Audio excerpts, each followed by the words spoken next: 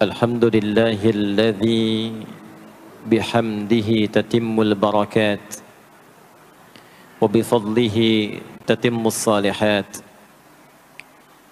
Assalatu wassalamu ala rasulillahilladzi bisalawatihi tatimmus syafa'at.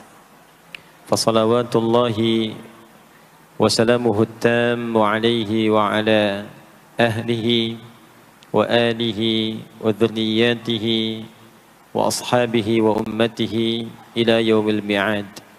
Amma ba'd. Faya ahbaballahi wa ahbaba rasulihi sallallahu alaihi wasallam, usi nafsi wa iyyakum bitaqwallahi faqad fazal muttaqun, fala tamutunna illa wa antum muslimun. Faqala ta'ala: Ya ayyuhalladzina amanu taqullaha haqqa tuqatih wa la tamutunna illa wa antum muslimun. Yang kami hormati para asatidzah, para ulama, keluarga besar di pengurus Masjid Raya Pondok Indah, baik di yayasan, di masjid, dan semua yang terlibat dalam kemakmuran masjid ini. Semoga senantiasa diberkahi dan diberikan kemuliaan oleh Allah Subhanahu wa Ta'ala. Tidak disebutkan sifat pemakmur masjid di dalam Al-Quran kecuali dengan sifat-sifat yang terbatas. Karena ayatnya pun dibuka dengan adatul hasri, huruf pembatas. Ditemukan di Quran surah ke-9 At-Taubah di ayat yang ke-18. Innama ya'muru masajidallahi. Jika ada ayat Al-Quran dibuka dengan kata innama, adatul hasri, huruf pembatas, maka hukumnya hanya berlaku atau terbatas pada yang disebutkan di ayat saja, tidak keluar dari situ. Saya beri contoh bandingan dulu. Zakat itu dikeluarkan dan disalurkan hanya untuk 8 golongan. Tidak boleh keluar dari 8 golongan itu. Kenapa tidak boleh di luar 8 golongan itu? Karena ayat pengeluaran zakat dibuka dengan kata innama. Quran surah 9 At-Taubah di ayat ke-60.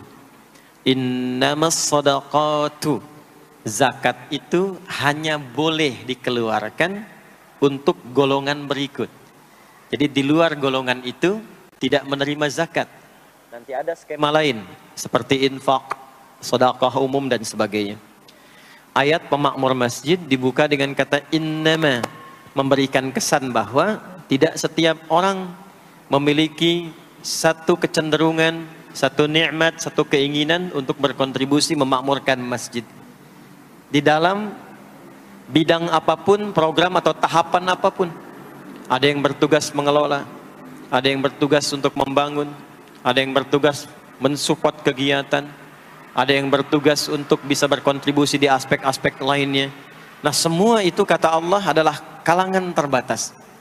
Jadi kalau Allah sudah berikan satu spesialisasi tersendiri dan dinilai oleh Allah sebagai golongan yang spesial, maka manfaatkan status itu sebelum nanti bertukar atau selesai tugasnya dan kembali kepada Allah insyaallah dalam kemuliaan.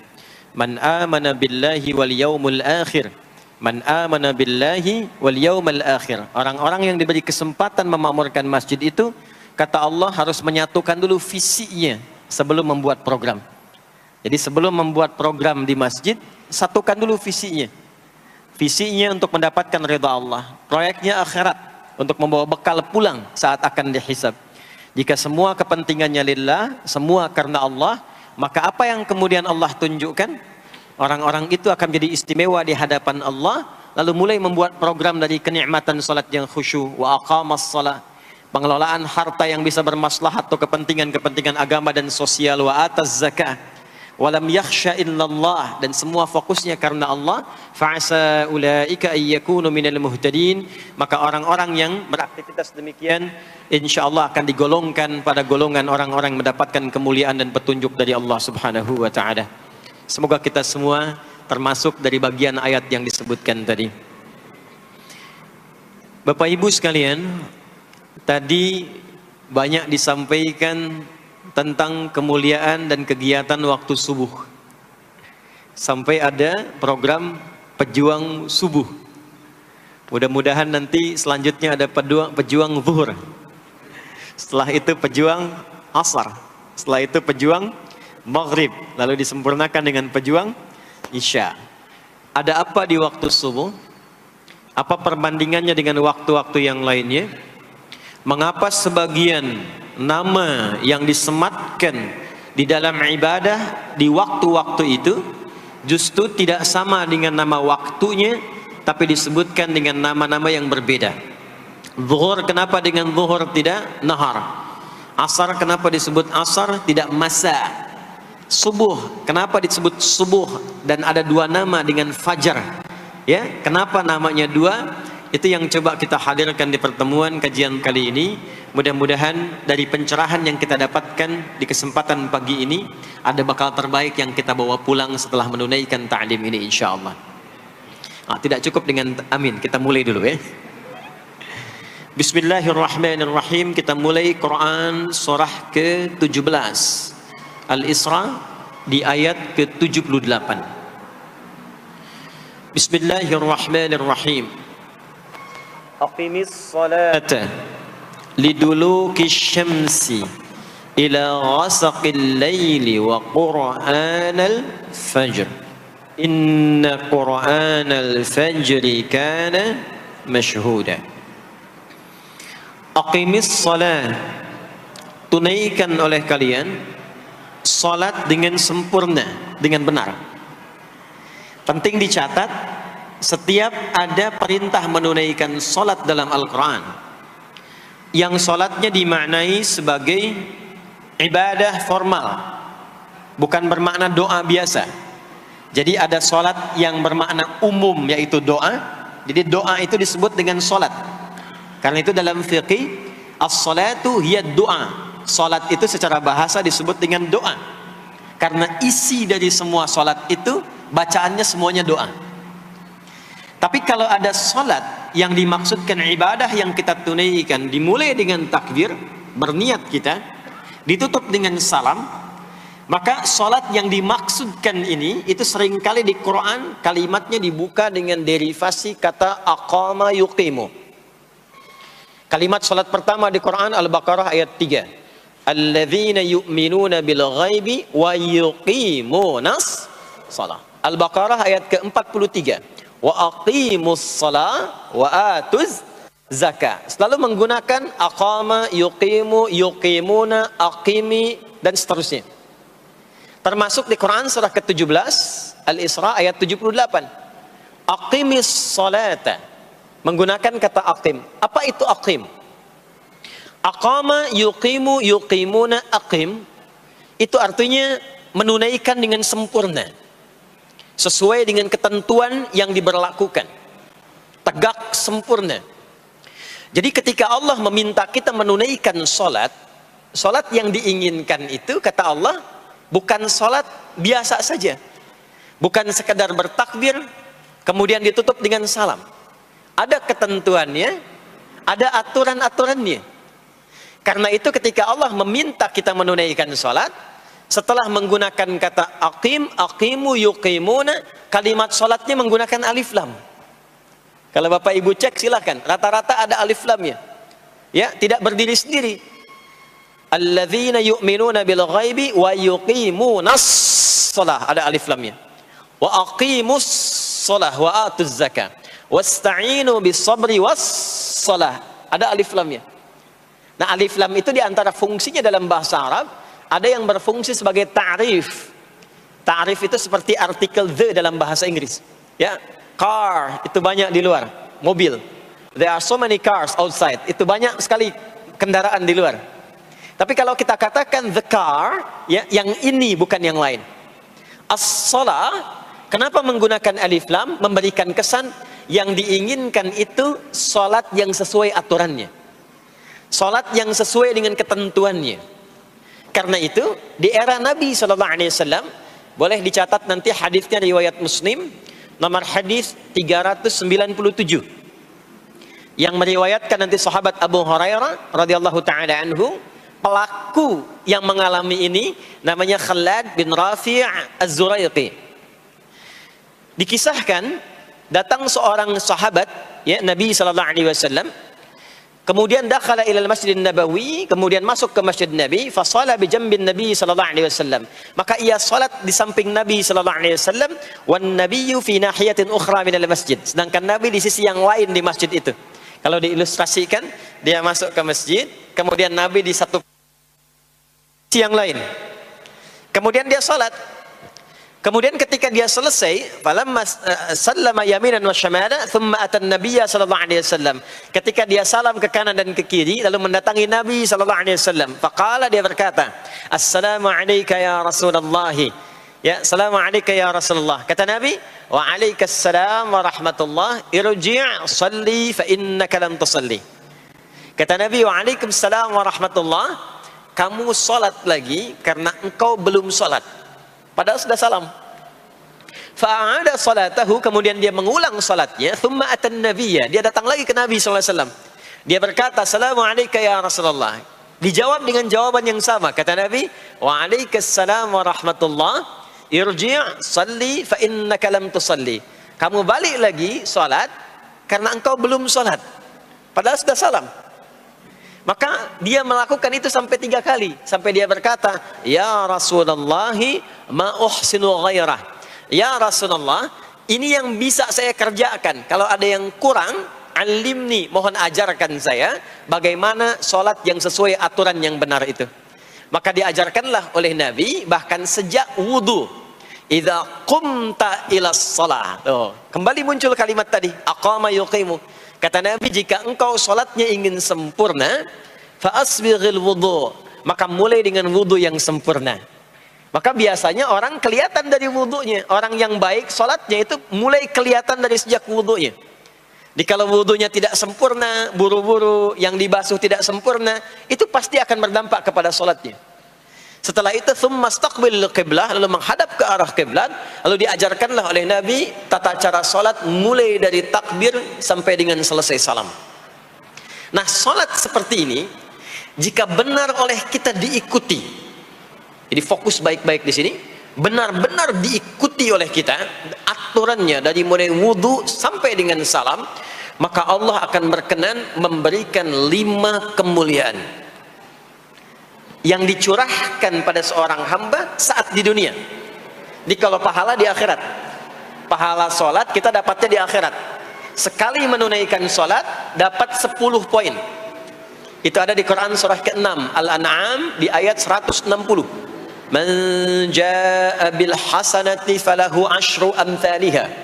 Siapa yang mengerjakan perbuatan hasanah, perbuatan baik yang punya nilai pahala, maka diberikan nilainya 10. Di dalam Al-Quran, sholat itu disebut dengan hasanah, perbuatan baik yang punya nilai pahala. Itu ada di Quran surah ke-11 Hud di ayat yang ke-114. Aqimis salata tarafayn nahar wa zulafan minal lail innal hasanati yudhibnas sayyiat. Tunaikan sholat di pembuka siang sampai akhirnya, sampai ketemu malam. Jadi dari subuh, zuhur, asar, maghrib sampai ke isya. Semua solat itu kata Allah disebut dengan hasanat. Innal hasanat. Hasanat jamak dari hasanah. Jadi solat disebut dengan hasanah. Kalau kita menunaikan solat di Al-An'am ayat ke-160, maka diberikan poin. Poinnya namanya ajrun. Ya, kita sebut dengan pahala. Pahala itu bahasa Qur'annya ajrun. Di Quran surah At-Tin, lahum ajrun ghairu memnun. Begitu kita mengerjakan amal soleh, maka diberikan pahalanya. Perbuatan amal solehnya disebut dengan hasanah, pahalanya disebut dengan ajrun. 10 itu ngitungnya bukan begini, bukan 1, 2, 3, 4, itu terlalu sedikit. Di hadis Muslim, ukuran 1 keduanya 500 tahun, 2 ketiganya 500 tahun, 3 keempatnya 500 tahun. Jadi sekali kita menunaikan sholat 10 nilainya, setiap 10 itu 1 keduanya 500 tahun, 2 ketiganya 500 tahun. Kalau ditunaikan di masjid, ya, ditunaikan di masjid, nanti dapat lagi tambahan pahalanya. Baru masuk datang ke masjid dengan niat sholat, bukan yang lain ya. Kan ada orang yang kadang ke masjid niatnya tidak sempurna ibadah, mungkin janjian ketemu teman, ya, akhi, bro, ketemuan yuk, ya. Di mana? Di Pondok Indah aja, sambil sholat zuhur. Sambil sholat zuhur, jadi sholatnya sambil, ya, nyambi itu, ya. Substansinya mau ketemu kan, agenda intinya ketemuan sambil sholat zuhur. Nah, kalau kita niatkan mutlak untuk ibadah, apapun itu, mau sholat, mau baca Quran, mau i'tikaf, itu baru datang, baru menginjakkan masjid, masuk dengan kaki kanan, baru datang, itu sudah dicatatkan 25 kebaikan, belum apa-ngapain. Jarak satu keduanya tadi 500 tahun, dua ketiga 500 tahun. Kalau dilakukan sholatnya berjamaah, maka dapat tambahan 27, kalikan 27, sudah dapat 10 kali 27 berapa tuh? Ya, 270. Setiap satunya kalikan 500 tahun. Maka sholat di masjid itu bukan main-main. Itu kelihatannya nanti dua. Saat sakaratul maut, pahala itu ditampakkan. Jadi pahala itu bukan sekarang. Pahala itu saat kita pulang. Nanti begitu akan meninggal, ditampakkan itu. Ya, pahala yang telah kita kerjakan itu dalam bentuk amal yang diridhoi oleh Allah. Makanya orang-orang yang rajin beramal saleh, ya, hasanahnya banyak, itu hidupnya tenang.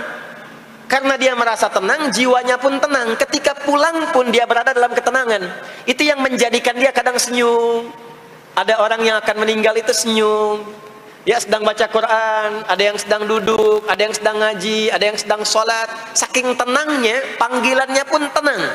Quran surah 89 ayat ke-27 sampai ayat 30. Ya ayyatuhan nafsul mutmainnah, hei jiwa-jiwa yang tenang, irji'i ila rabbiki radiyatan mardiyah, cepat pulang, aku sudah ridha dengan amalmu, engkau pun akan ridha dengan pemberianku. Fadkhuli fi ibadi, masuk golongan hambaku. Ibad itu jama' dari kata abdun. Abdun itu adalah nama bagi hamba yang senantiasa memperbanyak ibadah. Ketika dia ibadah punya hasanat, maka dikonfirmasi saat pulangnya, ditampakkan hasanatnya, ditampakkan hasil pahalanya. Itu yang menjadikan, pernah dengar Sayyidah Asyah, Siti Asyah? Siapa beliau? Istrinya Fir'aun kan? Ya, kan ada kisah viral dalam Al-Quran. Ketika beliau akan dieksekusi oleh Fir'aun, la'natullahi alaihi, Fir'aun itu akan mengadab, akan menghukum istrinya sendiri, Sayyidah Asyah. Ketika akan disiksa dan sudah diikat dalam tiang itu, akan disiksa, maka beliau berdoa, Siti Asyah itu, dan doanya diviralkan di Al-Quran. Rabbi bennili indaka baitan fil jannah wa najjini min fir'auna wa amali. Ya Allah, aku telah berislam, mempertahankan akidahku saat ini sampai dengan sekarang. Maka mohon ya Allah, berikan kepadaku anugerah di surga nanti, bangunkan satu istana di surga, dan selamatkan aku dari buruknya siksa Firaun, sehingga menjadi tanda bagi orang-orang yang akan beriman bahwa beriman itu menyenangkan. Maka apa yang terjadi? Saat sakaratul maut itu ditampakkanlah oleh Allah istana di surganya, maka dia tersenyum. Dalam senyum itu Firaun kan gak ada imannya, jadi gak ada koneksinya. Maka mulai menghardik, kata Firaun, ini perempuan mau dieksekusi kok malah senyum. Dia nggak tahu kalau dalam keadaan itu surganya sedang ditampakkan, istananya ditampakkan. Maka meninggallah beliau dalam keadaan sedang menatap istana surganya, ya, dan berhasil wafat dalam husnul khatimah. Dan Fir'aun tidak mencelakai, tidak menghukum, tidak menyiksa beliau itu kecuali dalam keadaan sudah wafat, ya, ini tak terasa lagi. Itulah orang-orang yang saleh, orang-orang yang punya banyak hasanah, ditampakkan sakaratul mautnya, lalu dihisab, nanti baru dikonfirmasi. Maka sekarang diberitakan sebagai ilmal yaqin, saat sakaratul maut diperlihatkan sebagai ainal yaqin, saat masuk nanti ke surga dirasakan sebagai haqqul yaqin. Maka ada ilmal yaqin, ainal yaqin, haqqul yaqin. Itulah yang menjadikan kita sering berdoa supaya semua kegiatan dunianya menjadi hasanah, dan di akhirat dikonfirmasi lagi hasanahnya. Ada di Al-Baqarah surah kedua di ayat ke-201. Wa minhum may yaqulu rabbana atina fid dunya hasanah wa fil akhirati hasanah wa qina adzabannar. Nah, perbuatan hasanah yang pertama itu salat. Jadi ketika kita salat ada pahala. Pahala itu urusan akhirat. Nanti ketika meninggal dapat. Itu bekal pulang. Kita gambarkan nih supaya nggak bingung ya. Yuk, kita ilustrasikan sejenak ya. Bismillah. Bapak Ibu kelihatan ini ya? Hah? Ibu kelihatan Bu ini? Ah, alhamdulillah, alhamdulillah. Ini pejuang subuh belum ditulis sudah kelihatan ya. Alam itu kan yang kita tinggali, kita rasakan, dan nanti yang kita yakini ada 3 kan. Ini sering saya sampaikan belakangan ini di beberapa kesempatan. 1, sekarang ada yang disebut dengan ardun, al-ard, yang kita terjemahkan dengan bumi tempat kita tinggal sekarang. Ya, sekarang kita ada di mana? Di Masjid Pondok Indah ya. Bagian dari bumi. Ini di bumi. Sifatnya disebut dengan dunia. Jadi dunia itu asalnya bukan nama alamnya, tapi lebih kepada sifatnya. Ya, dunia. Dari kata dana, yadnu, dunuan, wa dunyaan. Artinya sesuatu yang cepat. Sesuatu yang fana. Sesuatu yang rusak, yang hilang. Jadi semua sifat kehidupan kita di tempat ini itu berlangsung cepat. Ya, kayaknya baru kemarin ketemu, sekarang sudah ketemu lagi. Kayaknya baru kemarin kenalan teman SD, sekarang sudah saling punya cucu. Ya, dan semua sifatnya rusak. Ini gelas kalau didiamkan, besok-besok kotor, rusak. Baju kalau didiamkan nggak diapa-apain, rusak. Ya, kendaraan kalau didiamkan semewah-mewahnya nggak diapa-apain, rusak. Itulah dunia. Kenapa diperkenalkan viral dunianya dibandingkan dengan bumi dan ardonnya? Untuk memberikan kesan yang kuat kepada jiwa kita. Hei, jangan sampai terjebak dengan kehidupan dunia yang sementara yang ditinggalkan. Jangan memperebutkan sesuatu yang rusak. Jangan berselisih pada sesuatu yang hilang. Ya, kan sekarang banyak orang aneh ya, memperebutkan sesuatu yang pada akhirnya yang diperebutkan itu rusak sendiri. Ya, memperebutkan sesuatu berselisih pada sesuatu yang akan ditinggalkan, kan sama-sama meninggal. Untuk apa memperselisihkan sesuatu yang akan ditinggalkan? Kok bisa berantem, berselisih, saling mencela pada sesuatu yang sama-sama akan ditinggalkan? Itulah kenapa sering dipopulerkan dengan nama dunia. Dunia, ingat ya, kita tinggal di dunia ini. Maksudnya apa? Hei, hidupmu sementara. Hei, terkadang kita lupa bahwa itu akan berlangsung dengan cepat. Saat nanti meninggalkan tempat itu, ada tempat lain yang akan kita kunjungi. Setelah dunia apa? Belum ke akhirat. Ada waiting room dulu. Nah, sini ada waiting room. Tempat nunggu sementara sebelum nanti ke alam yang ketiga. Namanya disebut dengan kubur. Afala ya'lamu idza bu'thira ma fil kubur. Surah apa itu? Surah Al-Adiyat, surah ke-100 di ayat yang ke-9. Namanya kubur. Sifatnya disebut dengan barzakh. Ya, alamnya barzakh. Bainahuma barzakhul la yabghiyan. Barzakh itu pemisah. Bukan alam yang sesungguhnya berkehidupan, bukan. Sementara aja pemisah dari alam yang lain. Jadi sekat yang tak nampak sekatnya, tapi memisahkan dua yang berbeda, itu disebut barzakh. Bapak Ibu, kalau kita pernah lihat di lautan, atau orang diving, menyelam ke laut, atau kita lihat misalnya suka ada program di YouTube ya, tentang lautan itu, kan air yang tembus ke laut itu, dari mana-mana kan, dari sungai menyatu. Pernah lihat, ada bagian lautan tertentu, yang nggak nyambung tuh arusnya, antara kanan dengan kirinya. Ikan yang di sini nggak bisa tembus ke sini, begitu ke sini balik lagi, sini balik lagi. Nah itu barzakh namanya. Barzakh pemisahnya, nggak kelihatan, tapi memisahkan dua bagian yang tidak menyatu. Bainahuma barzakhul la yabghiyan. Alam ini kenapa disebut barzakh? Karena dia memisahkan antara kehidupan di bumi dengan sifat dunia, dengan kehidupan di alam yang ketiga namanya akhirat. Akhirat. Kalau sudah ada taknya, ada akhir, ada akhirat. Kalau sudah ada taknya di ujung, itu artinya ujung sesuatu yang gak ada awal lagi setelah itu. Ya, sudah berakhir di situ. Ya. Jadi kalau di sini meninggal, masuk ke sini. Di sini selesai, ke sini ke akhirat. Tapi kalau di akhirat ini ujungnya nggak ada meninggal lagi. Ya, nggak ada wafat lagi, nggak ada meninggal lagi. Jadi nggak usah update status kalau di sini, statusnya akan abadi. Kalau di sini masih berpindah-pindah.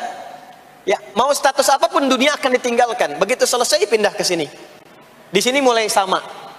Yang pejabat, yang pengusaha, pebisnis, ya, yang diplomat, yang macam-macam sampai ke sini mulai sama. Almarhum. Nanti bedanya dihisab, begitu sampai sini statusnya akan diraih sesuai dengan amalan yang ada di sini. Nah, mohon izin, mohon maaf, kalau di sini yang semua kita kerjakan, aktivitas kita disebut dengan amal, pekerjaan kita yang melahirkan bekal itu, ya, maka tuntutannya cuma satu, amal saleh. Pastikan semua amal perbuatan yang kita kerjakan soleh. Soleh itu artinya dipandang baik oleh Allah, singkatnya begitu. Kalau makan dengan cara yang soleh, yang Allah senangi. Minum yang soleh. Berpakaian yang soleh. Bekerja yang soleh. Maksudnya kalau Anda cari pekerjaan, cari yang dibenarkan oleh Allah. Jangan bekerja dengan korupsi, jangan bekerja dengan cara menyogok, jangan bekerja dengan mempopulerkan riba misalnya. Kalau makan yang saleh, jangan makan yang haram, jangan makan hasil dari pencurian, itu namanya saleh. Kalau kita kerjakan semua aktivitas kita, pekerjaan semuanya saleh, maka tadi dia akan punya nilai. Nilai itu yang disebut dengan hasanah. Ya? Hasanah ini punya poinnya yang disebut dengan ajrun, yang kita kenal dengan pahala, yang tadi saya terangkan. Nah ini hasanah, ajrun, hasanah ini yang ikut ke alam kubur nanti. Yang ininya tidak amalnya. Contoh, gampangnya begini, saya tunjukkan. Ini ada minuman. Ya, minum itu kan aktivitas standar, amal standar untuk menghilangkan haus. Siapapun bisa minum, mau yang beriman, mau yang belum beriman. Saya sering katakan belum beriman dengan harapan sama-sama beriman sebelum wafat. Ya, itu adabnya. Maka bagaimana cara minum ini supaya menjadi soleh? Kata Nabi di hadis Al-Bukhari, perhatikan, idza quddimat ta'amu, kalau hidangan disajikan, mau makanan mau minuman, khudh bi yaminika ma yalik, ambil dengan tangan kananmu, thumma sammillah aw iqra bismillahirrahmanirrahim. Maka sebelum diminum ucapkan bismillahirrahmanirrahim. Maka kalimat bismillahirrahmanirrahim itu yang akan menjadikan aktivitas minum menjadi hasanah. Dituliskanlah pahalanya, namanya ajrun. Minumannya selesai, itu masalah dunia. Hausnya hilang, keluar jadi kotoran, itu minumannya. Jadi gelasnya nggak ikut ke alam kubur. Ya, minumannya nggak ikut. Yang ikut apanya? Ini hasanahnya. Jelas sampai sini? Karena itu, semua aktivitas yang kita kerjakan dalam berkehidupan itu pasti ada pedoman dalam Al-Quran dan hadis detailnya untuk membimbing semua aktivitas kita menjadi soleh. Pedoman itulah yang sering kita kenal dengan nama doa namanya.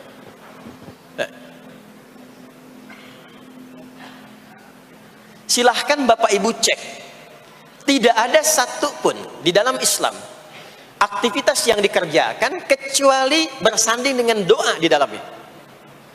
Coba cek ya, bangun tidur sudah ada doanya? Sudah. Makan ada doanya? Berpakaian ada doanya? Dan kalau kita mau jujur, itu semua aktivitas doanya nggak sama. Bangun tidur dengan mau tidur sama nggak doanya? Bahkan urusan ke masjid nih, masuk masjid ada doanya nggak? Kakinya diatur kan? Kanan. Keluar masjid ada doanya? Doa masuk dengan keluar sama nggak? Beda. Ada yang mau ke toilet ya, masuk toilet, kakinya diatur nggak? Kaki apa masuknya? Kiri. Keluar? Ada doanya nggak? Nah, perkara ke toilet pun bisa jadi amal soleh. Karena semua yang dikerjakan dalam Islam itu bernilai. Allah itu ingin mendidik kita, jangan sampai melakukan sesuatu yang tidak ada manfaatnya. Dan kalau sudah ada manfaat, jangan tanggung. Jangan hanya jadikan kegiatan itu terbatas pada satu alam saja. Dunia dapat, tapi alam kubur gak dapat. Dunia dapat, tapi akhirat gak punya bekal. Gimana nanti pulang ke akhiratnya? Ya, saya mau tanya sebentar. Maaf ya, kita yakin gak bahwa kita akan meninggal? Saya ulang, yakin gak akan meninggal? Baik. Sekarang pertanyaannya, kalau sekiranya meninggal, Pindah alam atau tidak? Pindah kan? Makanya diumumkan di Masjid Raya Pondok Indah, inna lillahi wa inna ilaihi rajiun. Telah meninggal dunia, telah meninggalkan dunia. Artinya keluar dari sini. Sekarang kita pakai hukum dunia sebentar. Biasanya begini, kalau orang pindah tempat, walaupun ada di satu alam, itu pasti butuh bekal. Dan kadang bekalnya nggak sama. Contoh, nanti Ramadan, setelah itu masuk Idul Fitri. Biasanya ada mudik ya. Mungkin nggak mudik kalau nggak ada bekal. Saya sering perhatikan setiap tahun, orang itu mau mudik kalau ada bekalnya. Masya Allah, cuman motornya bebek, ya. Tapi kan bekalnya ada yang singa, ada yang sapi, ya. Itu ditambah lagi pelepah pisang, kasih dus lagi, kasih tulisan, sayang tunggu aku pulang, gitu kan? Kan dikumpulkan kan? Dan saya pernah tanya, kenapa mas gak pulang? Gak ada bekal pak, katanya. Jadi orang mau pindah tempat saja, itu perlu ada bekal. Anda kesini kalau nggak ada bekal nggak mungkin sampai. Sekarang kalau pindah dari Indonesia ke Singapura, sama nggak mata uangnya? Beda. Di Malaysia sama nggak? Semakin jauh ke Saudi, ke Amerika, hukumnya mengatakan setiap pindah tempat pasti bekalnya beda. Jangan pernah kita mengharapkan atau membuat hukum sendiri ketika pindah tempat. Jadi sesama dunia saja tempatnya, bekalnya sudah beda. Sekarang Anda menginginkan pindah alam dari dunia ke kuburan, bekalnya pengen sama, mustahil. Makanya sejak kita meninggalkan dunia, semua paket dunia tanggal di atas. Pindah ke bawah, selesai. Nih bajunya ini nggak akan ikut nih, ganti. Ya, namanya kafan kan? Dan di kafan itu sudah nggak ada kantongnya ya? Coba dicek tuh, ada kantongnya nggak kan kafan tuh? Nggak ada. Dan ini nggak akan dibawa nih, handphone yang bagus lagi dipakai ngerekam nih, nggak akan ikut. Ah, saya mau dipakai aja, ntar kalau malaikat nanya mana buka, nih sudah pernah ikut kajian. Rombongan Ustaz Adi. Ya, beda, ini beda alam. Maka yang ikut apanya? Yang ikut tuh hasanahnya, value-nya, nilai kebaikannya. Ini yang kita yakini, ini yang kita imani. Jadi mumpung masih ada kehidupan, perbanyak. Kalau dulu sadar banyak yang salah, sekarang sisanya ganti dengan yang soleh.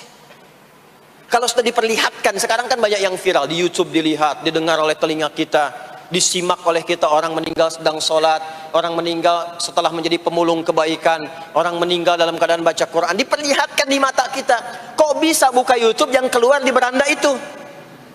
Itu kan hidayah. Jadi kalau sudah ditampakkan di depan mata, ya, didengar oleh kita, terlihat langsung, maka yang disadari salah yang dulu ganti dengan yang soleh sekarang. Kalau tidak kita lakukan, maka rugi kita saat pulang. Ini yang dimaksud surah ke-103.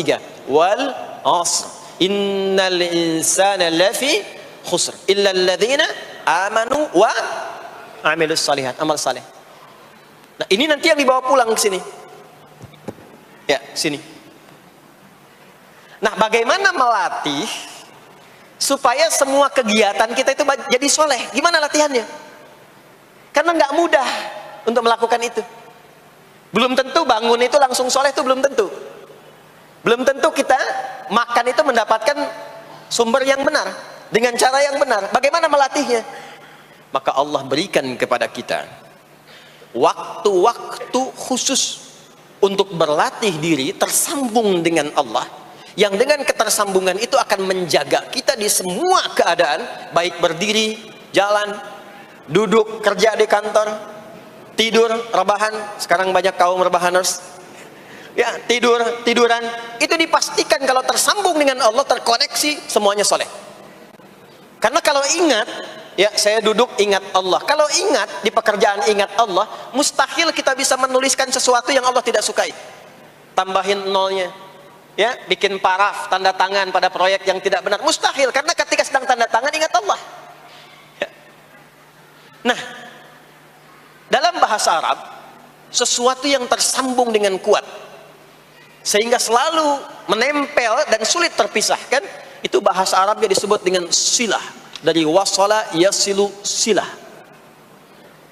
Ibadah yang melatih kita untuk terus tersambung sehingga ingat pada Allah di setiap keadaan, yang dengan ingat itu menjadikan otomatis amal perbuatan kita ingin dipastikan diridhoi dan disukai oleh Allah sehingga berubah menjadi soleh. Ibadah yang melatih kita untuk mendapatkan itu disebut dengan sholat namanya. Sholat. Makanya sholat disebut sholat bukan hanya mengandung unsur doa, tapi latihan yang Allah berikan kepada kita untuk mengoneksikan diri kita sehingga dalam semua kegiatan kita ingat Allah. Itu yang dimaksud di Quran surah keempat An-Nisa di ayat ke-103. Ya. Fa'idha qadaitumus salata, maka jika anda telah tuntas mengerjakan sholat, fadhkurullah. Ciri orang yang berhasil sholatnya adalah dia mampu mengoneksikan dirinya dengan Allah. Makanya kalau sudah selesai sholat, kita sudah ingat Allah. Nah, kalau belum ingat Allah, diminta coba ingat lagi. Selesai sholat, jangan buru-buru meninggalkan tempat kita sholat. Ingat dulu, sambungkan dulu, sehingga saat keluar dari tempat kita sholat sudah ingat Allah. Bahasa Arabnya mengingat Allah itu disebut dengan zikir, zikrullah.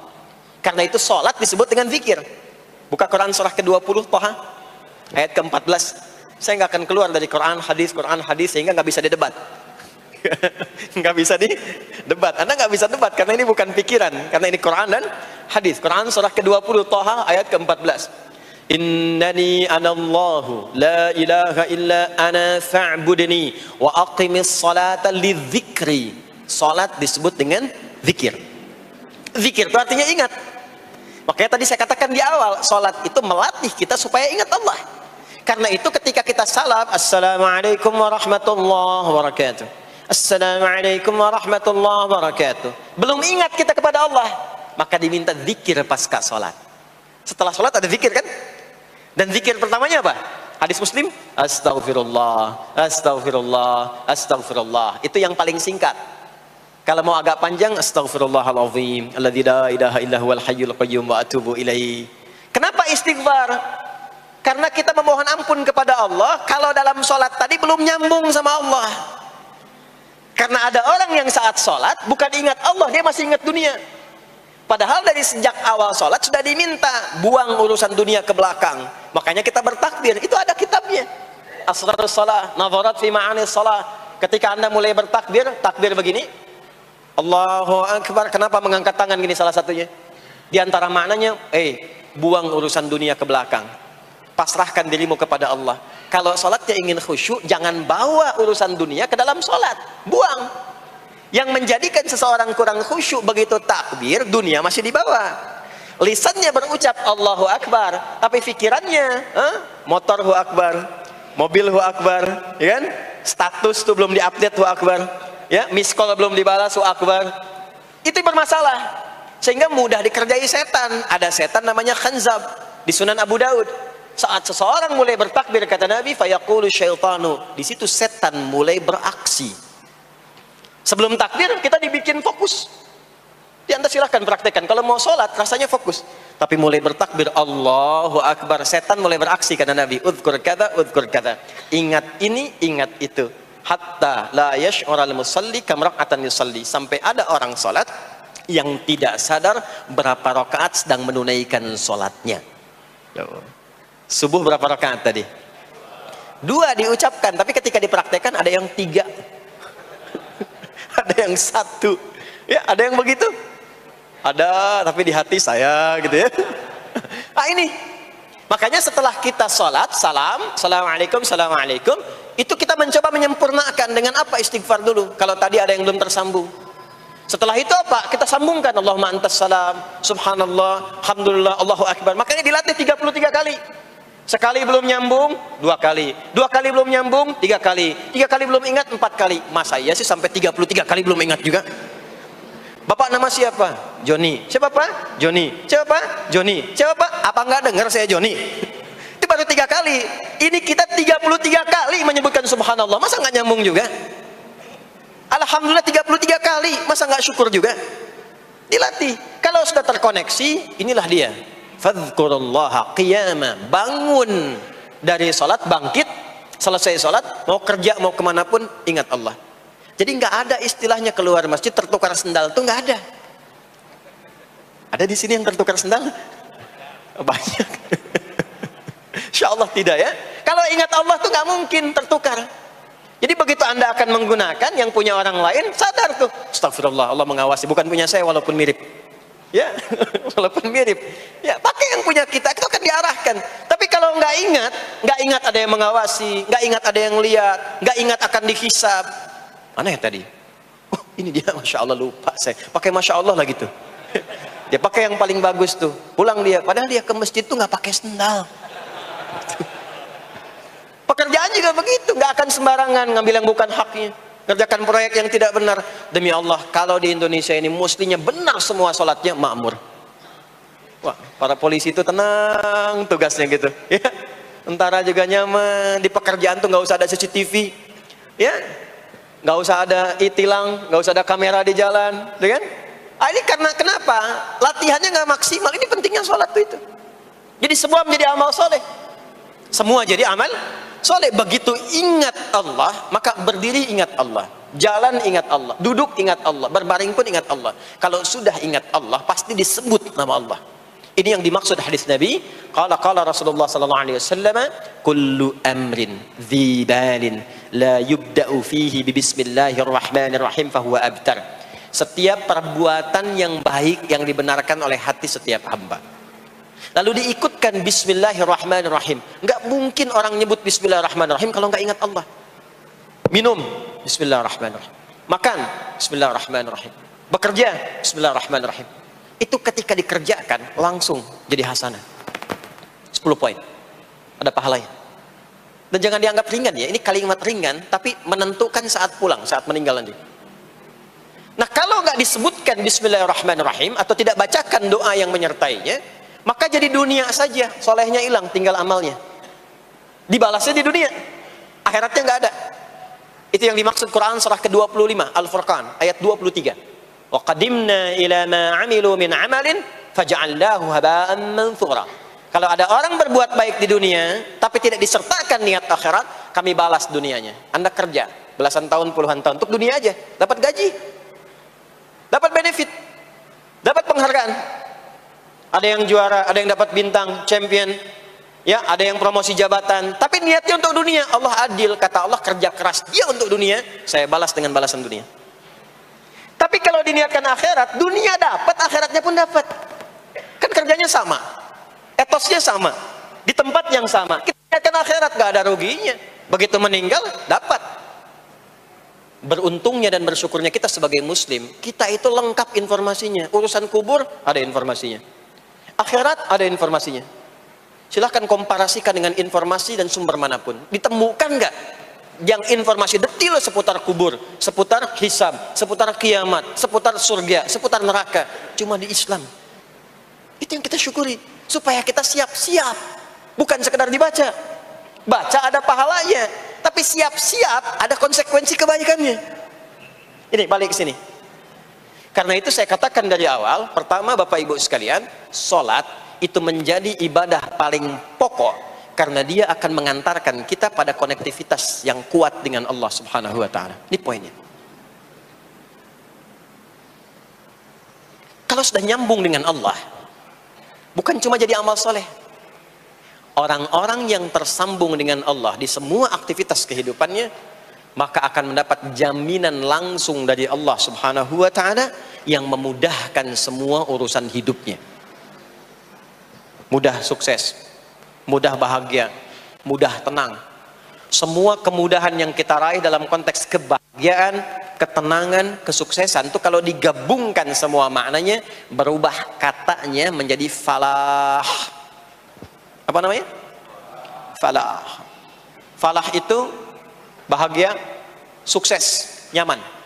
Kalau dibuka kamus English Arabic misalnya, falah itu bahasa Inggrisnya success and happiness. Bukan cuma bahagia, bahagia dan sukses. Bukan cuma sukses, karena ada orang sukses belum tentu bahagia. Saya sering tanya yang ini nih, dan biasanya para ibu yang juara menjawabnya itu. Ya, pilih mana? Kaya tapi gelisah, atau miskin tapi tenang? Miskin tapi tenang. Sukses tapi gelisah, Ya, atau miskin tapi tenang. Sukses tapi tenang, ya. Sukses dan bahagia. Nah, sukses dan bahagia itu bahasa Arabnya falah. Ini poinnya. Falah. Nah, sekarang coba kita dengar baik-baik. Cek telinganya masih ada nggak? Cek telinga masih ada nggak? Setiap hari, di setiap pergantian waktu dalam sehari. Pergantian waktu sehari itu ada 5. Dari mulai subuh, ke siang, zuhur, ke sore, asar, mau habis sore menjelang malam, maghrib, muncul malam, isya.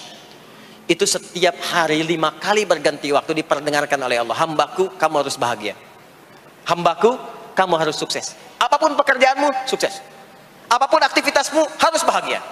Harus senang, harus tenang. Falah. Kuncinya apa? Salat. Diperdengarkanlah. Hayya 'alas shalah. Diperdengarkan di telinga kita. Telinga bahasa Arabnya udhun. Jamaknya adzan. Maka kalimat yang diperdengarkan 5 kali sehari itu disebut dengan adzan.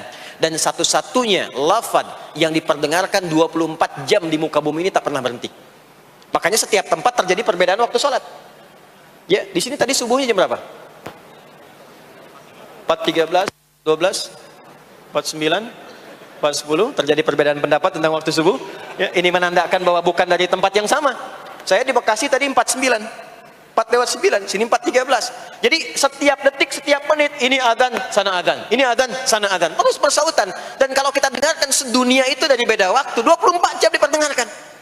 Hayya 'alas shalah, ayo salat. Kenapa pasti salat ya Allah? Hayya 'alal falah. Dengar tuh baik-baik kata Allah.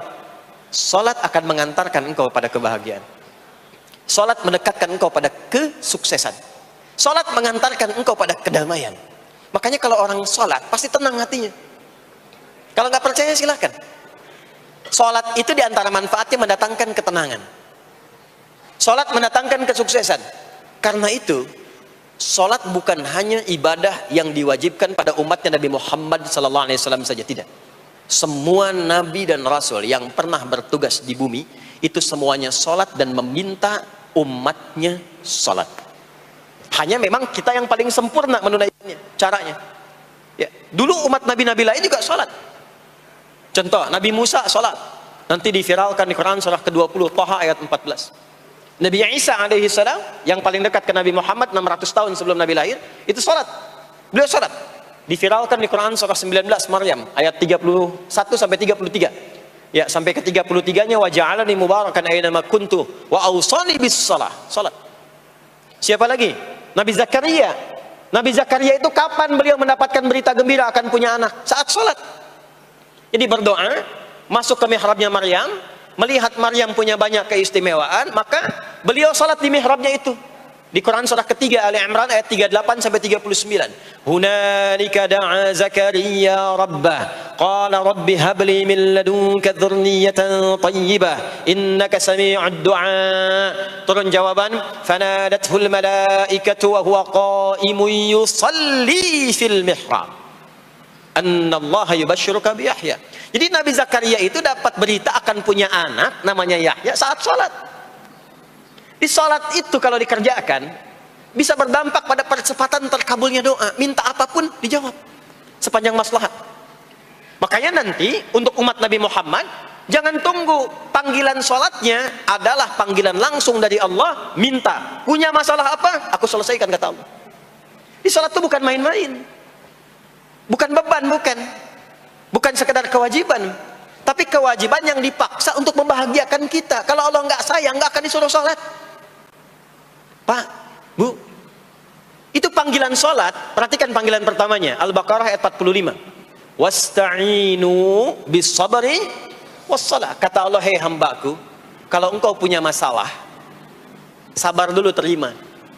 Karena aku titipkan masalah itu kepadamu untuk meningkatkan kualitas hidupmu, bukan ingin membebanimu.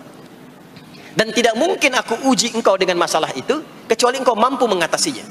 La yukallifullahu nafsan illa usaha. Nah sekarang bawa itu lewat sholat, minta solusi kepada Allah, terima dulu dengan sabar. Setelah itu belajar untuk meningkatkan kualitas hidup, dan bawa lewat sholat, minta solusi. Ternyata saat kita menunaikan sholat, Itu diperintahkan oleh Allah. Minta, punya masalah apa? Makanya kita katakan, begitu Allah perintahkan wasta'inu bis sabri wassalah. Hei, kalau punya masalah terima dengan sabar, minta tolong, minta solusi kepada Allah lewat salat. Maka ketika kita minta, kita robah kalimatnya dari wasta'inu, kata perintah, menjadi bentuk permohonan, fi'il mudhari. Iyyaka na'budu wa iyyaka itu ketika Anda mengucapkan iyyaka na'budu wa iyyaka nasta'in, fikihnya begini, ucapkan di lisan, hadirkan dalam hati dan pikiran kita masalah apa yang sedang kita rasakan. Minta kepada Allah solusinya. Minta. Jadi bukan sekedar diucapkan. Karena hadis qudsinya berbunyi begini, hadis qudsinya. An Abi Hurairah radhiyallahu taala anhu qala, qala Rasulullah sallallahu alaihi wasallam, qala Allah azza wa jalla, Allah berfirman. Saya langsung saja ke bagian kalimat iyyaka na'budunya. Idza qala al-'abdu, kalau seorang hamba berkata dalam salatnya, iyyaka na'budu wa iyyaka nasta'in, ya Allah, sekarang hamba salat kepadamu, ibadah hanya kepadamu, seperti yang kau perintahkan. Maka hamba memohon kepadamu, ya Allah, seperti yang kau janjikan. Wa iyyaka nasta'in. Lalu hadirkan dalam benak kita, ya Allah, engkau maha tahu sebelum hamba ungkapkan. Hamba punya persoalan ini. Mohon kepadamu, ya Allah, hilangkan semua masalah itu. Berikan hamba solusi yang terbaik. Berikan hamba keberkahan darimu. Itu sekilas hadir dalam jiwa kita. Maka apa yang terjadi? Qala Allah azza wa jalla, dijawab kalimatnya itu, hadza baini wa baina 'abdi wa li 'abdi ma sa'al. Ini perjanjian antara aku dengan hambaku. Kalau hambaku benar sholatnya sampai kalimat ini, apapun yang dia mintakan sekarang, aku akan kabulkan. Sepanjang itu ada maslahat untuk dirinya. Dicontohkan itu oleh Nabi Zakaria. Beliau itu minta saat berdiri, Pak, bukan saat sujud. Dimulai dari berdiri. Nanti akumulasinya saat sujud. Itu berdiri aja, kalau benar mintanya dikabulkan. Tidak menunggu selesai sholat. Dan ada fikihnya, nggak sembarangan, ada fikihnya nanti. Ada fikihnya, ya, ada tuntunannya. Poinnya adalah sholat itu solusi. Makanya jangankan Nabi yang tadi saya sebutkan, Nabi Ismail itu saking pentingnya sholat, wasiat beliau yang diviralkan di Al-Quran untuk semua keluarganya sholat. Ada di Quran surah 19 Maryam ayat 55. Wa kana ya'muru ahlahu bis shalah. Kata Allah, dan tercatat Ismail itu pernah berwasiat meminta semua keluarganya, hei, sholat. Jadi kalau kita mau urut sampai ke atas, semua sholat. Muhammad sallallahu alaihi wasallam bin Abdullah bin Abdul Muttalib bin Hashim bin Abdul Manaf bin Qusay bin Murrah bin Kilab bin Ka'ab bin Ghalib bin Fikir bin Malik bin Nadar bin Kinana bin Khuzaimah bin Mudrikah bin Ilyas bin Nizar bin Mudar bin Ma'ad bin Adnan bin Addi bin Adri bin Muqawwam bin Nahur bin Tarikh bin Ya'rub bin Yasjub bin Nabit bin Ismail alaihi salam bin Ibrahim alaihi salam bin Azar atau bin Nahur bin Abir bin Kinan bin Arfakhshad bin Sam bin Nuh alaihi salam bin Mikhlail Matusyalah bin Kinan bin Anwas bin Thith bin Adam alaihi salam. Semua sholat. Coba ulangi itu. Semua sholat. Para nabi sholat, para rasul sholat. Anda bukan nabi, bukan rasul, nggak mau sholat, dan pengen mudah hidupnya, pengen masuk surga Firdaus lagi, Anda sehat. Jadi ini pentingnya sholat itu bukan cuma kewajiban, tapi diwajibkan, dipaksa dengan wajib itu supaya bahagia, supaya falah. Makanya kalau ada panggilan azan, cara memahaminya ini falah. Oh, ini solusi saya di sini nih, kebahagiaan saya ada di sini, kesuksesan saya ada di sini. Ya, makanya ketika dipanggil oleh muadzin, hayya 'alas shalah, labbaik, siap saya. Di sini. Ini poinnya. Nah, saya sambungkan kembali, ya.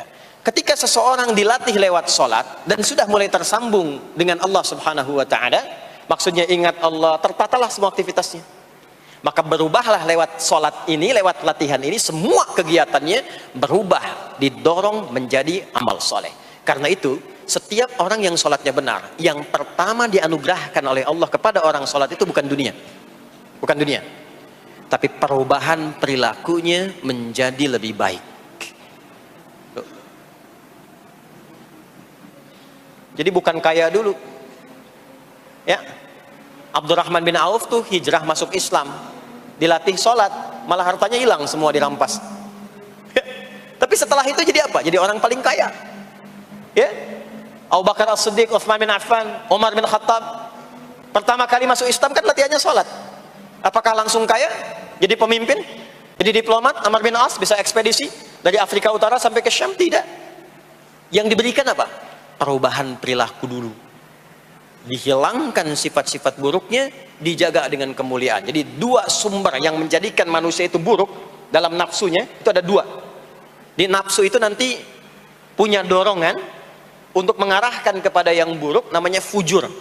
Lawannya nanti takwa. Lawannya takwa. Di Quran surah Asy-Syams surah 91 ayat 7 sampai 10.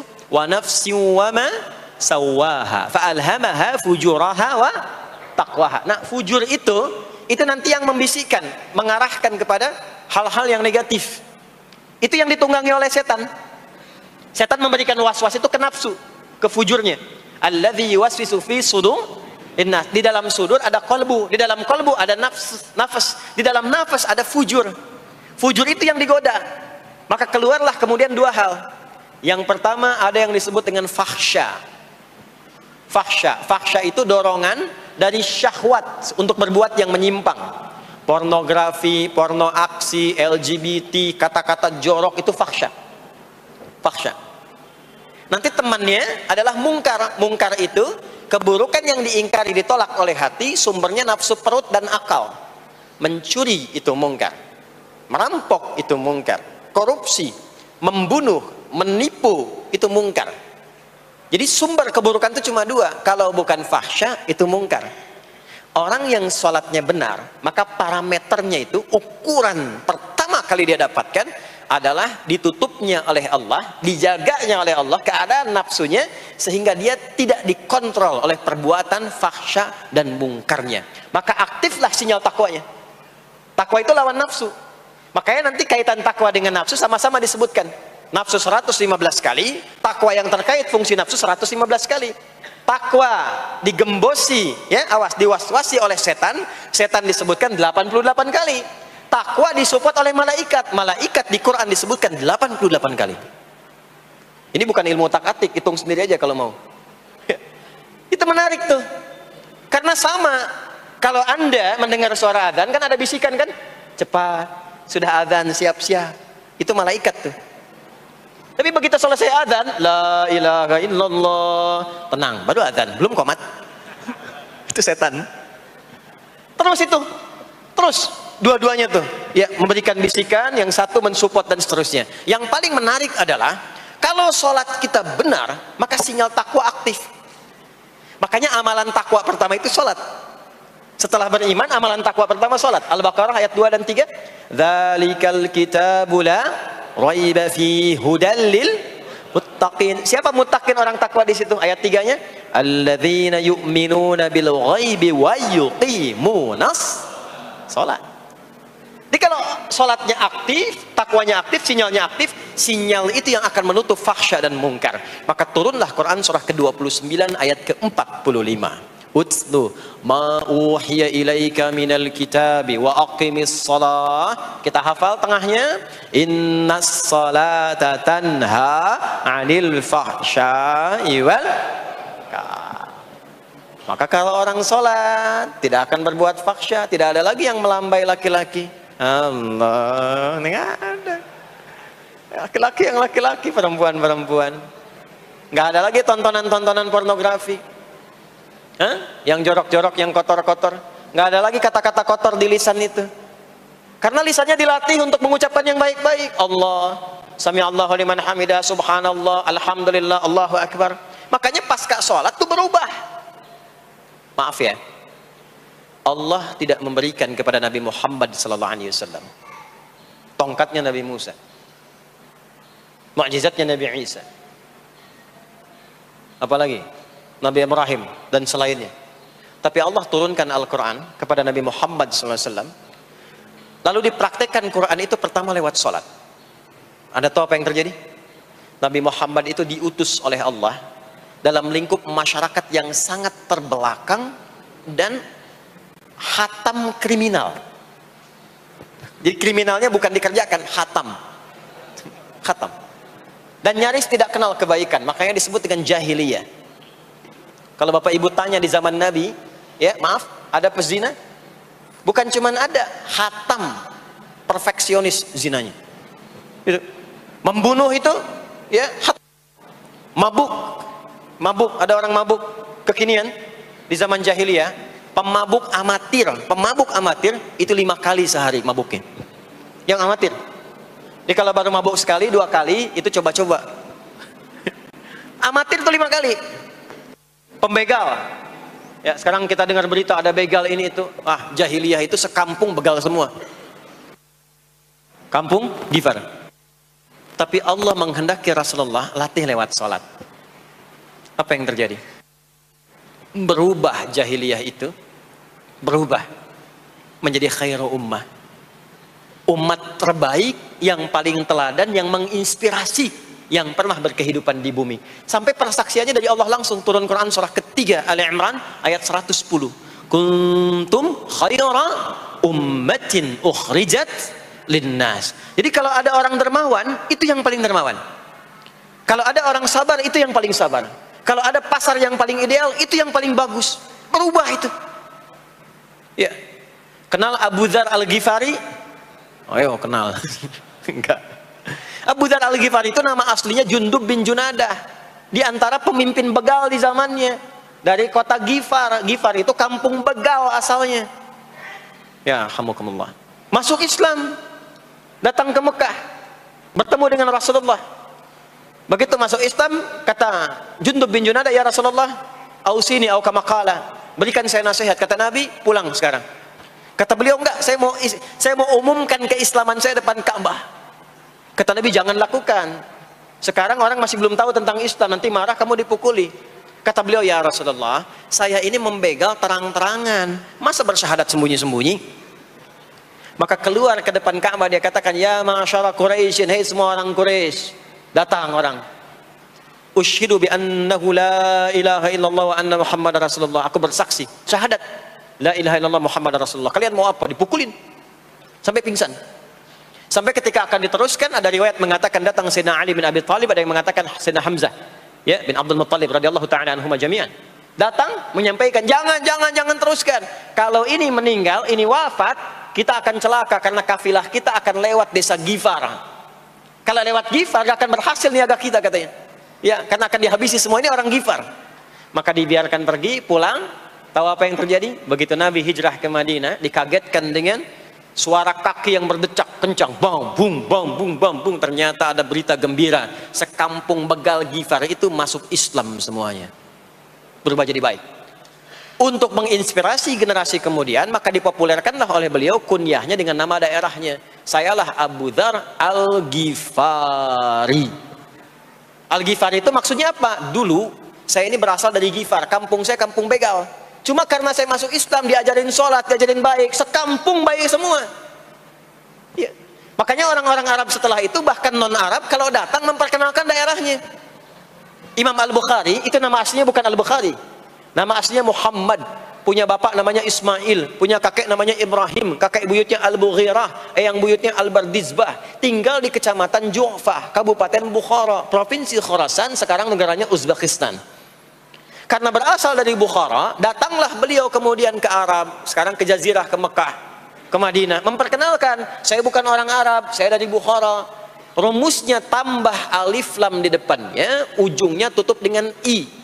Al-Bukhari, saya dari Bukhara. Diperkenalkan, maksudnya apa? Islam sudah masuk ke tempat saya, orang-orangnya sudah baik, orang-orangnya sudah khusyuk. Itu memperkenalkan. Orang tua kita, Syekh Yasin dari Padang, maka diperkenalkan Syekh Yasin Al-Padangi. Syekh Ahmad Khatib dari Minangkabau, Syekh Ahmad Khatib Al-Minangkabawi. Syekh Abdul Somad dari Palembang, Syekh Abdul Somad Al-Palembangi. Syekh Nawawi dari Banten, Syekh Nawawi Al-Bantani. Ya, nanti ada Pak Ghafur dari Pondok Indah, ya, Masjid Raya Pondok Indah. Datang ke Mekah umrah haji, ana Ghafur Al-Masjid Raya Al-Pondok Indahi gitu. Itulah salat. Salat. Jadi sholat itu merubah keadaan kita lebih baik. Itulah sebabnya kenapa 5 waktu. Karena Allah inginkan di setiap waktu kita jadi orang baik. Di setiap waktu kita bahagia. Setiap waktu selesai persoalan. Datang masalah subuh, ya, antara subuh ke zuhur kan ada masalah tuh. Nggak mungkin ada orang dari subuh ke duhur nggak punya masalah, tuh nggak mungkin. Tuh wajahnya udah kelihatan tuh. Ya, makanya kita datang ya menghadap kepada Allah, minta diselesaikan, minta diberikan taufik, sujud kita. Diberikanlah solusi. Zuhur ke asar ada masalah, datang saat asar. Asar ke maghrib punya masalah, datang. Makanya semua ulama dulu seperti itu. Al-Bukhari itu menuliskan kitab sahihnya itu 16 tahun. Setiap satu hadis akan ditulis, salat dulu. Salat dulu. Begitu tenang, nyaman, baru tuliskan. 16 tahun. Itulah salat. Nah, dari sekian waktu yang 5 kali itu, ada waktu yang spesial. Waktu spesial inilah yang ingin saya bahas, yang tadi disampaikan dalam pengantar sambutan. Jadi ini inti yang mau saya katakan. Ini barusan muqaddimah tuh. Barusan muqaddimah. Baik. Kan kita salat berapa kali sehari? Kita hitung. 1, subuh. 2, zuhur. 3, keempat, yang kelima, isya. Berapa jumlah rakaatnya? 17. Baik ya. Itu nomor telepon untuk koneksinya. Koneksi kita dengan Allah nomornya, catat ya, 24434. Ya, kalau ditanya berapa nomor koneksi dengan Allah? 24434. Subuh 2, zuhur 4, asar 4, maghrib 3, isya 4. 5 waktu kan? Baik. Di 5 waktu ini kita dijaga, diinginkan menjadi hamba yang baik, bahagia, nggak lekat dengan masalah, tuntas semua. Saking sayangnya Allah sama kita. Kalau nggak sayang nggak disuruh sholat. Itulah sebabnya ketika diperintahkan menunaikan waktu sholat, diberikanlah gambaran waktunya. Tapi yang jadi persoalan kita sekarang yang akan dibahas, di antara sekian waktu itu, ada waktu-waktu yang spesial.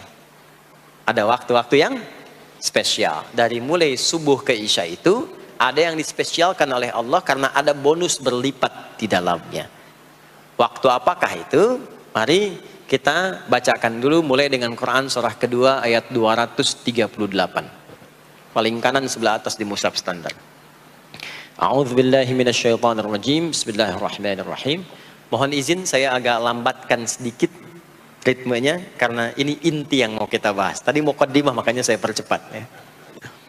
Hafizu 'alas salawati was salatil wusta wa qumu lillahi qanitin. Hafizu. Kalau Bapak Ibu lihat mushaf terjemah, diterjemahkannya dengan jagalah. Jagalah itu ihfadhu, hafidha yahfadh. Tapi kalau ada alif setelah ha, hafidhu, itu berarti fi'il madhinya, past tense-nya, akar kata kerjanya hafadha, yuhafidhu.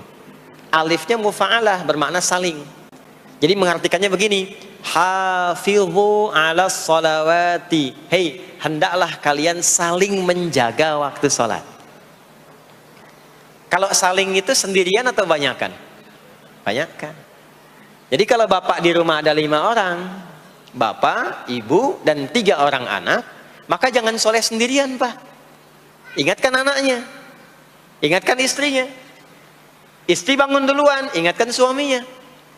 Makanya waktu sholat itu, maaf, jangan cuma disandarkan pada azan yang kita dengar di masjid, harus hafal. Bahkan nanti gini, di Quran surah keempat ayat 103 itu, di ujung ayatnya, itu ada penanda ciri standar orang beriman. Maaf, kita tanya dulu nih, kita beriman tidak hari ini? Halo, beriman? Hati-hati ya, karena kata Nabi ada yang subuh beriman, sorenya sudah kufur tuh. Ya, yusbihu mu'mina wa yumsi kafira. Hati-hati ya. Yuk, apa ciri orang beriman tuh?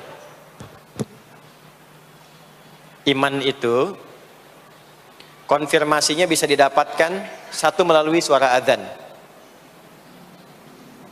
Adzan itu sama dengan penanda waktu sholat. Tahu dari mana iman itu bisa dicek dengan suara adzan? Quran surah ke-8 Al-Anfal di ayat yang kedua. Innamal mu'minuna alladzina idza dzukirallahu wajilat qulubuhum. Sungguh insan beriman itu ciri standarnya bisa dilihat. Kalau disebutkan nama Allah, ada konfirmasi iman dalam hatinya. Jadi iman itu letaknya di kolbu. Nanti konfirmasinya lewat suara adzan. dipanggil, disebutkan nama Allah. Makanya disebutkan nama Allah 5 kali dalam sehari untuk mengecek iman ada nggak dari subuh sampai isya.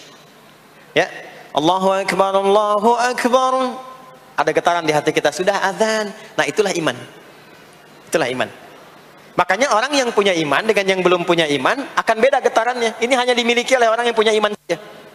Yang belum punya iman nggak bisa, nggak punya itu. Allahu Akbar, Allahu Akbar. Surah apaan nih? Toanya kencang banget, ya. Tapi kalau orang beriman, Allahu Akbar, Allahu Akbar, ya Allah sudah azan. Itu konfirmasi itu. Nah, nanti semakin tinggi imannya, bahkan ada yang orang sudah menunggu sebelum tiba waktunya. Tadi subuh jam 4:13 di sini. Ada yang nunggu dari jam 3, padahal belum dipanggil. Ya, masya Allah. Di Bekasi 4:09. Allahu Akbar, Allahu Akbar. Azan. Ingat dia. Nah, itu ciri beriman. Cuman imannya standar. Jadi bukan iman yang kuat. Standar. Kuat belum, lemah tidak. Allahu Akbar, Allahu Akbar. Jam 4:09. Jam 3 sudah bangun. Nunggu itu. Iman yang kuat. Masya Allah. Ada yang baru subuh dan nunggu isya. Ditunggu. Kuat. Ada yang sudah qomat, sudah la ilaha illallah, belum kepanggil, dipanggil 4:09, dia baru bangun jam 9:04.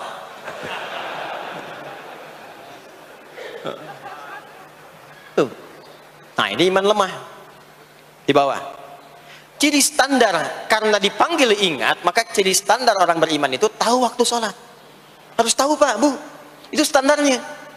Itu ada di Quran surah keempat, di akhir ayat 103. Inna salata kanat 'alal mu'minina kitaban mawquta. Kalau pakai terjemah balaghah itu bunyinya begini, sungguh orang beriman itu pasti tahu waktu sholat. Nah, jadi kalau ditanya jam berapa zuhur nanti belum bisa kita jawab dengan sempurna, itu artinya apa? Imannya belum naik itu ke level standar, belum menguat.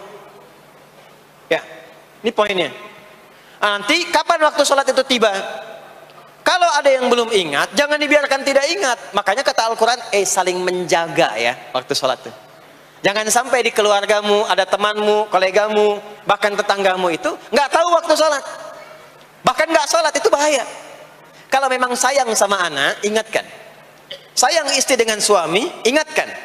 Tanda istri beriman yang cinta dengan suaminya, tanda pertamanya ketika mengingatkan suaminya pada semua hal yang disukai oleh Allah. Begitu sebaliknya. Maka kata Al-Quran, hafidhu, saling menjaga waktu sholat. Disebutkan di situ alas sholawat, bentuknya begini. Tulisannya alif, lam, waw, alif, ta maftuha begini. Alas, begini tulisannya. Karena nanti ada yang begini, as-salat, ada yang begini. Biar saja, nggak usah. Ada yang begini, ta marbutah. Seperti Al-Baqarah ayat 3, alladzina yu'minuna bil ghaibi wa yuqimunas shalah. Begini tulisannya. Ada yang begini, as-salat pakai alif, ta, gini. Tapi di Al-Baqarah ayat 238 tulisannya begini, alas salawati, taknya terbuka. Secara singkat begini, secara singkat. Kalau tulisannya begini, maka yang dimaksud salat fardu. Yang dimaksud salat apa? Salat fardu. Salat fardu itu ada berapa? 5 waktu. Maka kata Allah, hei, saling jaga ya.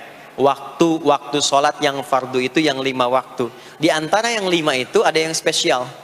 Was-salatil wusta. Waktu yang pertengahan. Tengah-tengah. Di antara 5 waktu itu. Yuk kita tuliskan dulu sebentar. Sebentar. Salat ada salat apa saja?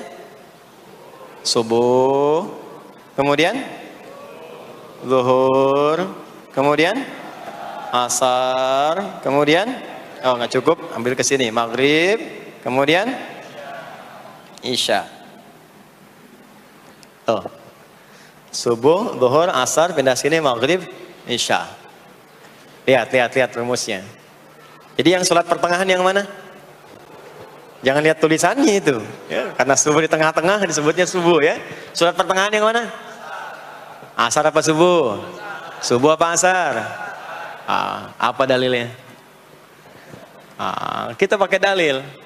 Nah, sholat pertengahan itu disebutkan oleh Nabi itu ada dua. Ada subuh dan asar. Qala Rasulullah sallallahu alaihi wasallam yata'aqabuna fikum malaikatul laili wa malaikatul nahari fi salatil asri wa fi salatil fajri. Berebut semua malaikat yang bertugas di siang dan malam, berebut membersamai kita. Kalau berebut itu artinya kalau ada yang berdoa diaminkan, kalau ada yang mohon ampun diistighfarkan oleh malaikat. Jadi malaikatnya minta kepada Allah, ya Allah ampuni si fulan, ya Allah ampuni si fulan, ya Allah si fulan, dan seterusnya sampai selesai. Itu khusus di salat asar dan salat subuh. Sampai kemudian thumma yas'aduna ila sama. Kemudian mereka, para malaikat itu kembali bertugas masing-masing, lalu Allah mengonfirmasi kepada mereka untuk menunjukkan kebenaran tugas malaikat yang tidak bermaksiat. Allah Maha tahu tentang hambanya, Maha tahu. Tapi Allah ingin menunjukkan kepada kita apa yang benar dari lisan malaikat itu, yang nggak pernah berdusta. Ya, maka Allah bertanya kepada malaikat, bagaimana keadaan hambaku ketika engkau tinggalkan? Maka disampaikan oleh malaikat itu, ya Allah, aku meninggalkan hambamu si fulan, dia sedang menunaikan ibadah, dia sedang sholat kepadamu, dan khusyuk berdoa, dan seterusnya. Maka apa jawabannya? Saksikanlah, ketika malaikat menyampaikan sedang ibadah, maka turun bonus dari Allah untuk mengampuni dosa si hamba itu. Itulah manfaatnya waktu pertengahan. Waktunya disebutkan di hadis ini asar dan subuh. Antara asar dan subuh itu masih ada yang unggul, ada yang istimewa lagi. Apa yang istimewa? Antara asar dan subuh yang istimewa terletak di subuhnya. Jadi dari 5 waktu ini, yang pertengahan asar dan subuh, karena amal di bawah ditunjukkan untuk mendapatkan penilaian langsung dari Allah seketika dan memberikan jawaban dari apa yang kita inginkan, asar dan subuh. Tapi dibandingkan asar dengan subuh, bila keduanya dibandingkan, dua-duanya mulia. Maka subuh punya kemuliaan yang tidak dimiliki oleh asar. Ya, makanya nanti asar bisa bertemu dengan zuhur, masih ada jama, masih ada qasar. Maghrib ketemu isya, masih ada jama, ada qasar. Ya, tapi subuh nggak bisa di jama, nggak bisa di qasar. Ya, makanya subuh letaknya jauh, ke isya jauh, ke zuhur jauh. Ya, saya mau jamaah, ya jama antara isya dengan subuh biar nanti bangunnya sekalian gitu, nggak bisa. Ya, maghrib masih bisa di jama dengan isya, isya di qasar, dari 4 jadi 2. Maghrib gak bisa dikosor karena 3 gak mungkin jadi 1,5. Ya, zuhur udah 2, masa mau dikurangin lagi? Subuh udah 2, gak mungkin dikurangi lagi. Maka dari itu subuh menyendiri sendiri. Nah, ada apa kemuliaan di subuh itu? Maka turunlah Quran surah ke-17 ayat 78 yang tadi saya bacakan di awal. Aqimis salata liduluki syamsi ila ghasaqil lail. Sampai sini zuhur sampai isya. Dulu kisyamsi tergelincir matahari itu zuhur. Sampai ghasaqil lail tiba malam itu isya. Lalu ditutup ujungnya wa qur'anal fajr. Khusus untuk subuh itu ditambahkan selain sholat ada bahasa Quran di Quran sendiri. Khusus untuk subuh redaksinya ditambahkan dengan Quran. Apa itu Quran? Halo, apa itu Quran? Kalau tidak tahu cepat katakan wallahu a'lam. Apa itu Quran? Wallahu a'lam. Ada Quran, ada Al-Quran. Ada Quran, ada Al-Quran. Kalau yang disebut Al-Quran itu mutlak firman Allah. Dari mulai Al-Fatihah sampai An-Nas. Ini yang terdapat di dalam mushaf ini, di 2 jilid ini. Ya, itu Al-Quran. Kalau disebutkan Quran tanpa alif lam, maka yang dimaksudkan bacaan secara umum. Apakah itu Al-Quran, doa, istighfar, semua bacaan itu Quran. Kemuliaan sholat subuh itu dimulai sejak waktu fajar, matahari mulai keluar sinarnya untuk membelah gelapnya malam, itu sinarnya disebut dengan fajar. Nanti subuhnya saya terangkan di akhir. Sinarnya dibelah, membelah kegelapan malam, fajar shadiq. Maka pada saat itu bukan hanya sholatnya yang punya keistimewaan seperti sholat asar tadi, tapi semua bacaannya langsung dijawab seketika oleh Allah Subhanahu wa taala. Dipersaksikan oleh seluruh malaikat dan dijawab langsung oleh Allah Subhanahu wa taala. Jadi kalau Anda berdoa, maaf, doanya lebih cepat terkabul kalau dipanjatkan dengan cara yang benar dan khusyuk. Kalau Anda istighfar, langsung dijawab. Kalau kita baca Quran, pahala langsung dituliskan berlipat. Itulah kemuliaan waktu fajar. Jadi Allah sendiri yang menyampaikan, bukan cuma sholat yang penting, semua bacaannya itu langsung didengar, langsung direspon, langsung dipersaksikan. Karena itu ada anjuran bahkan dari Al-Quran, dan ini dikerjakan oleh semua sahabat, saking pentingnya sholat subuh itu, waktu fajar itu, bahkan mereka bangun dan menunggu sebelum tiba fajar. Maka disitulah muncul kemudian tahajud. Maka muncullah kemudian istighfar sebelum waktu subuh. Ya, ada amalan, ini saya mau kasih rahasia ya. Tapi tolong jaga, ini antara kita saja di sini. Ya, rahasia. Ada waktu sebelum subuh. Cuman 15 sampai 20 menit kurang lebih. Ingat ya, kalau dikonversi sekitar 15 sampai 20 menit waktunya. Namanya waktu sahar. Sahar, jamaknya ashar. Jamak itu karena setiap hari oleh Allah dikasih itu. Sahar, jamaknya ashar. Rahasianya di mana? Bapak Ibu, ini waktu yang paling cepat untuk terkabulnya doa. Anda mau minta apa saja, hadisnya qudsi. Ibadi, kata Allah, hambaku, siapapun yang bermohon sekarang aku kabulkan, yang minta aku berikan. Wa man istaghfara li ghafartu lah. Siapa yang minta ampunan, istighfar, aku ampuni dia sekarang juga. Baik. Bapak Ibu begini, saya tanya nih, kalau ditawarkan minta apa saja diberi. Ya. Terus minta ampun juga diampuni. Pilih mana? Minta apa saja diberi, mau minta apa saja, atau mau minta ampunan istighfar? Pilih mana? Jujur aja, kalau ada proyek nilainya 100 miliar, ya, ada utang 1 miliar belum ditutup, terus belum minta apa saja diberikan. Pilih mana? Minta 100 miliar, potensi dikabulkan, atau minta diampuni dosa? Pilih mana? Pilih salah satu, nggak usah dua-duanya. Oh, ada tawaran dikasih 100 miliar atau diampuni dosa, pilih mana? Ampuni dosa. Pelan banget ya. Kata ibu kalau bisa dua-duanya gitu. Coba, kalau ada rumus begini, Anda disuruh memilih apakah dunia dan seisinya atau memilih ampunan Allah, maka pilih ampunan Allah. Karena nanti ada rahasia yang kedua. Banyak rahasia ini. Ada rahasia istighfar. Istighfar itu kalau sudah menyatu dengan jiwa kita, sudah terbiasa maksudnya. Biasa istighfar, dan jadi karakter, jadi kebiasaan. Bukan hanya pasca sholat, di mobil istighfar, di kantor masuk istighfar, sudah kebawa, udah refleks itu. Faidah keutamaan untuk orang yang rajin istighfar itu ada dua. Satu, diampuni dosanya oleh Allah, yang cirinya nanti akan dijaga dari maksiat. Ya, bukan maksum, karena maksum itu untuk para nabi. Untuk para nabi dan rasul. Manusia nggak ada yang maksum selain nabi dan rasul. Maksudnya apa?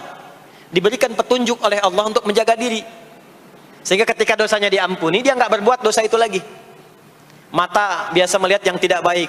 Tobat, diampuni dosa mata itu, cirinya adalah mata nggak senang lihat yang nggak baik lagi. Itu dosa mata diampuni. Ciri tobat diterima. Maka istighfar itu menggugurkan dosa-dosa dan menjaga kita dari perbuatan salah. Yang kedua, orang yang sudah terbiasa beristighfar, itu doa cepat dikabulkan, bahkan sebelum ia memintanya dan memohonkannya. Jadi sebelum melafadzkannya, itu bisa terjadi Allah sudah mengabulkannya. Itulah kemuliaan istighfar. Nah, orang-orang yang istighfar, menunggu waktu datangnya fajar, itu mendapatkan kemuliaan langsung dari Allah, sampai dikatakan di Al-Quran, disebutkan sebagai orang-orang yang akan menghuni taman surga, yang sekarang sedang beraktivitas di dunia. Itu ada di Quran surah ke-51 ayat 15 sampai 18. Yang istighfarnya di ayat 18. Ya, jaminan surganya ayat 15, 16, 17-nya tentang tahajud. Innal muttaqina fi jannatin wa 'uyun akhidhina ma atahum rabbuhum innahum kanu qabla dhalika muhsinin. 17-nya kanu qalilan minal laili ma yahja'un, bahkan nunggu waktu sahar, nunggu subuh, tahajud dulu. Kemudian 18-nya wabil ashari hum yastaghfirun, istighfar sampailah tiba dia waktu fajar subuh. Ya, itu selesai dia istighfar, dapat kesempatan subuh, sholat dulu 2 rakaat. Itu saking tingginya waktu itu, nilainya kata Nabi melebihi dunia dan seisinya. Melebihi dunia dan seisinya. Masya Allah. Makanya muncul kemudian sabda Nabi, raka'atul fajri khairum minad dunya wa ma fiha. 2 rakaat subuh ini daripada dunia dan seisinya. Itu asalnya di sini. Jadi memang subuh itu masih diperjuangkan. Dan subuh itu generatornya, kalau subuh sudah bisa konsisten, yang lainnya ikut. Subuh itu kalau sudah konsisten, subuh ke masjid jamaah subuh jamaah, bangun tahajud, istiqamah, istighfar. Itu kalau subuhnya sudah bagus, yang lainnya ikut. Ya.